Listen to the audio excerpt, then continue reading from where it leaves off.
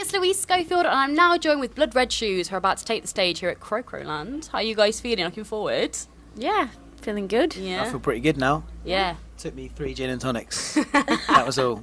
It's going to be good. I mean, it's the first year as well, because you guys have Jazz Life, don't you, where you kind of look for new bands and things. Yeah. So these festivals must be great kind of breeding ground for those kind of things. We could go to like business A&R mode. Be like evil. Yeah, you know, it's funny, actually. I was thinking about that earlier. I was thinking, oh, this is like, I'm going to go and have a look, see if there's any Jazz Life potentials. We have spent most of the time here doing interviews, Yeah. so that's not really They're coming for harder you. than it should be. Yeah, it's going. But it's great to see you guys back as well, because it's been quite a while, because obviously, like, you were relentlessly touring from, was it 2006? Or was it 2008, would you say? Yeah, 2007. We started touring a lot in sort of 2006-07. Yeah. And you've been like releasing a lot. albums every other year between then to 2014, weren't you? So that was pretty intense, I can imagine. It was, but we had a long break now, like Yes. a really kind of too long. So we're happy to be back. Yeah. We do everything in like extremes. Yeah. We did like all that, and that was really intense. And then we were like, we need a break, and then we took a really long break. Yeah. Yeah. Find like- yourselves. Yeah. Find ourselves. Yeah, we went to India. And Yeah. Travelling. That's why there's bongos on the new records. Oh, I see. Remember those. So Tied at the Wrist, that must have been quite nice, because you kind of brought that out in 2015, and that was looking back at some of your older tracks. So how was that kind of looking back at some of those older tracks and bringing them in and God, remembering those? That was hilarious. Like going back to it and realising quite how bad we were. Like how little we could play. I know, and then we decided to put that out to the world again. That's the price of honesty. I didn't listen to it, to be fair. Really. We did listen to all the mixes.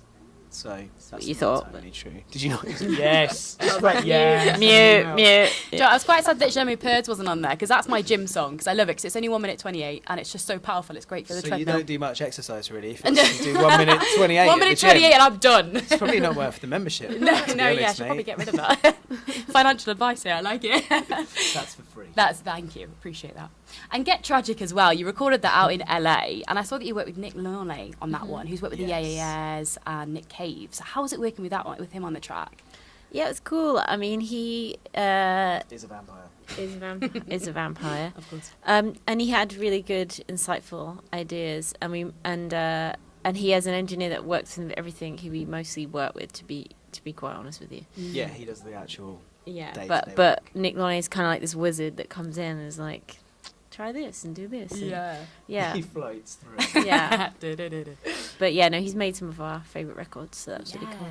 there were some nice little dark synths on there that were coming through on this album that we haven't really previously seen. So was it quite nice to experiment a little bit with the music? Yeah, actually, he was the one that was like, push that more, like the synth stuff, wasn't he? Yeah, we'd started to like tiptoe around it a bit, and he was like, "Don't half-ass it, just keep going." Just go for it. Yeah. He was really keen on that, and he thought it would make us sort of pushing us into something that we were less sort of comfortable. That was a good move, and he was right. It was a good move. It was because it forces you to like come up with more stuff. Absolutely. Instead of relying on things that you're used to doing. Yeah. Suddenly you're like, there's no drums on this track, so I'm like, what my am I God. doing Yeah. then? Fill it in with something else. Yeah. And LA as a It landscape works. as well, was that kind of nice to kind of craft the album and be in that environment? Yeah, for sure. We wrote the album there, so it Yeah. kind of made sense to make it there. And every album we make it in a different place. So the one previous was Berlin, and we just kind of like to be in different areas to do that, because it just inspires you differently. Oh, absolutely.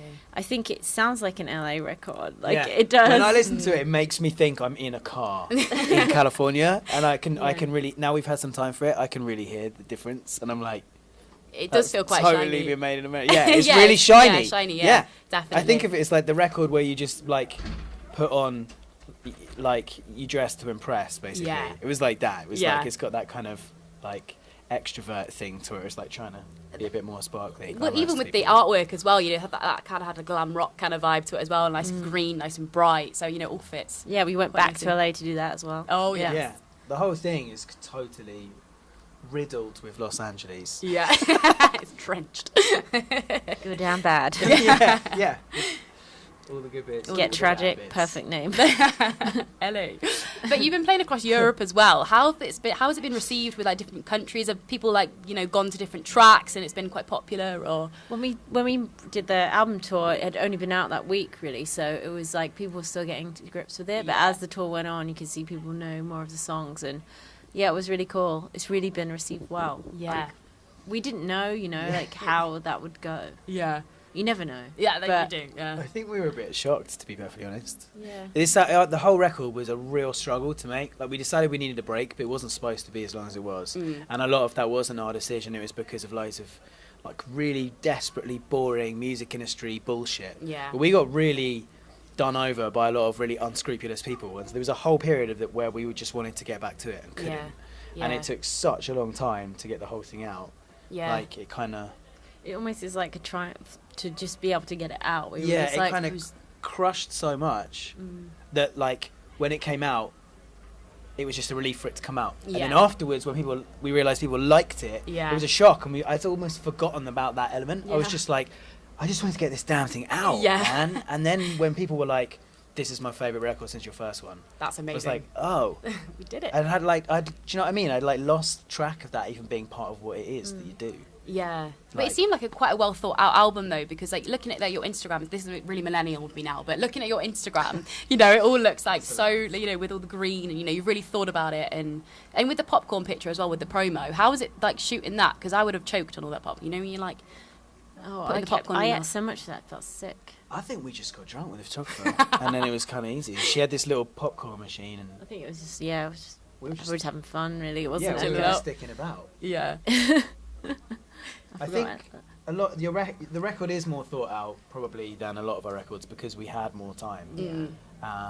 Partly on purpose and partly because of other factors. So that we used that time to just kind of go through in a much kind of higher level of detail what we were going to do with everything in terms of not just the music but the presentation and how everything tied together and made sense. Yeah. And like I don't think we've ever gone that far before with a record. No. And it's really enjoyable, and I want to do it again like that. It's cool. Yeah, are you writing some more stuff at the moment? Are you looking to start getting back in the studio again? Yeah, we always are. I mean, we're always writing. We had lots of songs for this album that didn't get put on the record. Yeah, I'm kind of sad. I listened to some the other day, and I was a bit like, I'll be sad if we don't use some of those. Yeah. So we're constantly writing in between. You could do a Tied to the Wrist Volume 2. And We're not going to wait another 4 years to put another record out. Yeah, you've got God them. damn. Please, no. Let's not do it. Well, guys, thank you so much for chatting to me today, and I'm super excited to catch you live today. It's going to be awesome. Thanks. And, it's going to be a good stage. Room. I Glamorous can't wait. as it These is. walls. Yeah, thank you so much.